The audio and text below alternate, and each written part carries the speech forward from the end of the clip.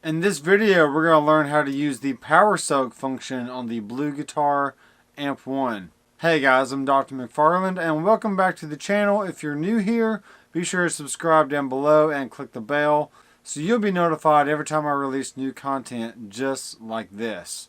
Now the Bluguitar Amp1 has lots of features, and when you combine that with MIDI, it opens up a whole new world of possibilities. So what we're doing here today is we're using the HX effects in conjunction with the Bluguitar Amp1, and we're using the MIDI CC number 30 to control the power soak function on the Bluguitar Amp1. So what I have here is two presets, and it's a little late in the evening, so I'm not going to crank it up to 10 at full volume. That would just be insane.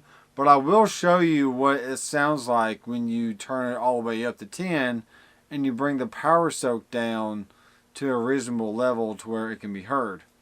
And what we're going to listen for is the effects on the power amp and how it starts compressing and really bogging down the sound and taking away all the headroom of the amp. So on preset 6, that's where we're going to use the power soak, and then preset 7 is going to be no power soak. And I'll flip back and forth so you can hear the uncompressed preset 7 versus the compressed preset 6. Alright, so how we set this up is you have to go to the 3 lines command center, and on one of the lightning bolts you have to have MIDI CC command bass MIDI channel 1, which is on 1 right there. CC number is 30, and then the value, this can be anywhere from 0 to 127. So let me show you what happens if I bring this all the way up. And we're going to save it. Then go ahead and hit preset 6 again. And I have full volume on my Reverend Sensei RAFM. And this is what it sounds like on the bridge pickup.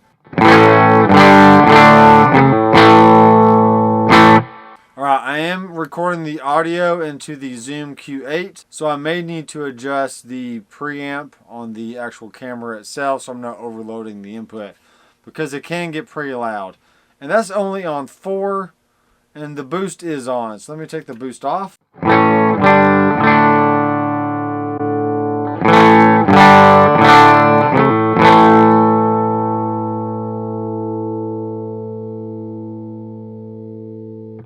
Alright, let's mess around with the clean channel a little bit. Let's turn the clean all the way up to 10.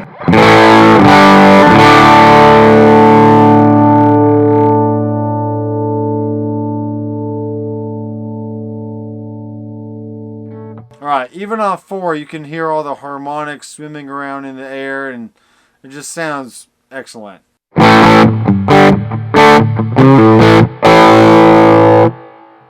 Woo! Alright, preset 7 is going to be exactly the same.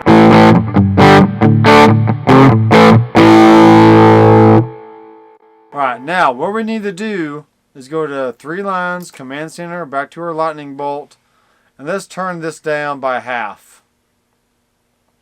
So we're going to pretend that 4 is our max, and then around 65 or so is going to be the halfway point. So go back, hit preset 6, and now this is what happens.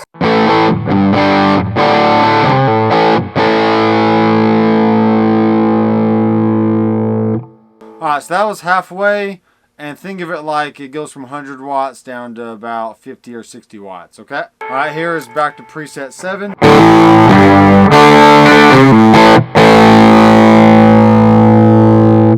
Alright, you can hear that there's a lot more headroom and a lot more just oomph in the signal. Back to preset 6.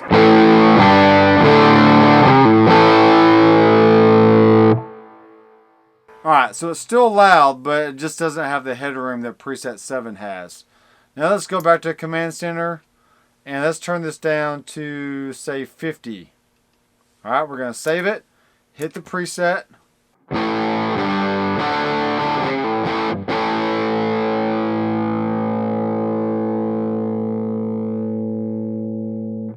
So it is considerably quieter, but does it sound any better? Not really. It definitely chokes the headroom and just compresses everything. And let's go back to preset 7.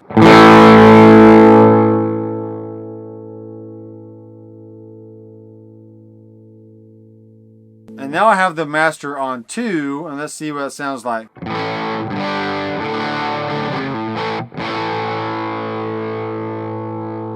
Alright, let's go back to preset 6 and put it on volume 4.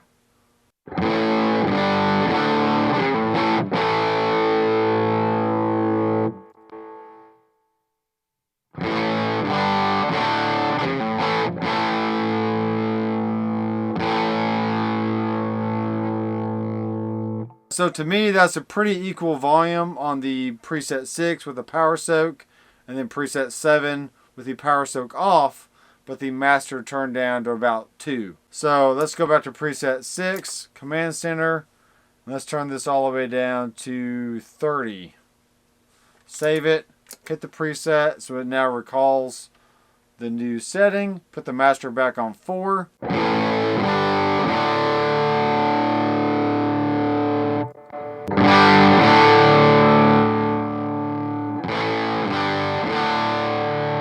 Now the master is on 1 with the preset 6 power soak being on value 30.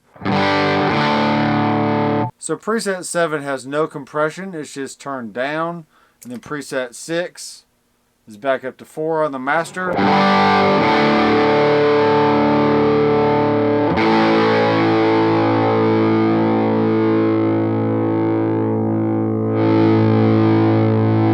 Alright, now the master is on 10, and you can hear how the tubes are really cooking. But with the lower volume, do you really get a better sound?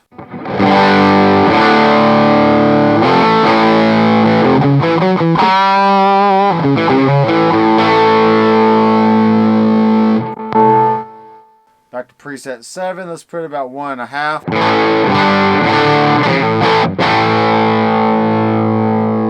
Once again, it just has a lot more headroom. Back to preset 6, master on 10.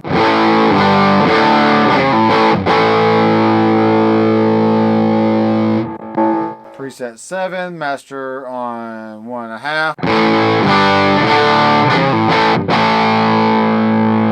Alright, let's go back to preset 6 and let's turn the value all the way down to 10. See what that does.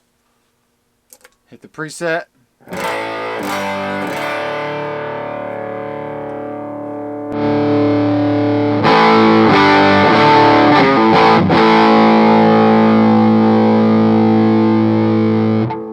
Alright, let's turn the master down to 1. Hit preset 7.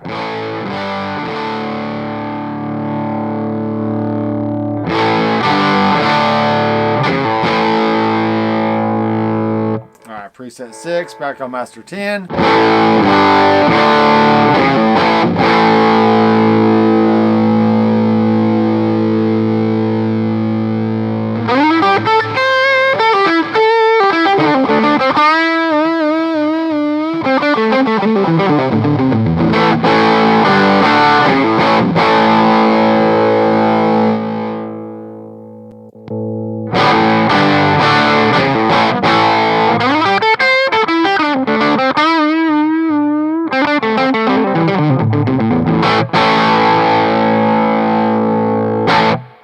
Alright guys, that is a very short experiment on using the power soak on the Bluguitar Amp1.